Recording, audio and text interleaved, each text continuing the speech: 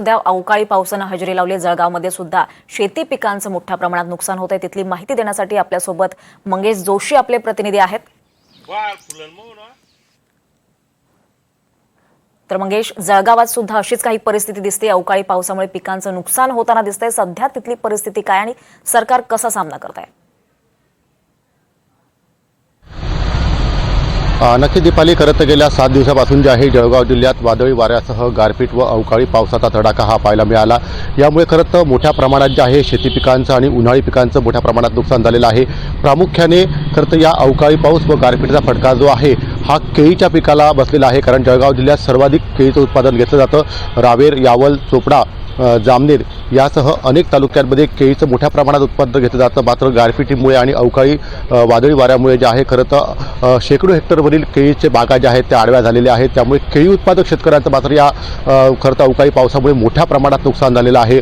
गेल्या 7 दिवसापासून सातत्याने सायंकाळच्या सुमारास जे आहे वादळी वारा व गारपीटचा तडाखा जो आहे बसतो आहे। एकीकडे प्रशासनाच्या वतीने खरं तर पंचनामे करण्याचे आदेश देण्यात आलेले आहेत, मात्र सातत्याने होत असलेली गारपीट व अवकाळी पावसामुळे पंचनामे करण्यात देखील काही प्रमाणात अडचण निर्माण होत आहे।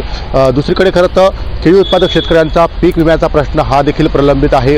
हा प्रश्न प्रलंबित असताना पुन्हा एकदा अवकाळी पावसामुळे केळी उत्पादक शेतकऱ्यांचं मोठं नुकसान झाल्याने खरं तर केळी उत्पादक शेतकरी हा आर्थिक विवंचनेत सापडलेला आहे।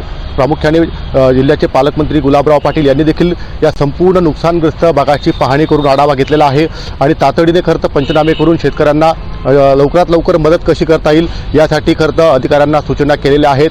मात्र सातत्याने सुरू असलेल्या अवकाळी पाऊस व वादळी वाऱ्यामुळे पुन्हा एकदा शेतकऱ्यांची अडचण जी आहे ती वाढलेली आहे।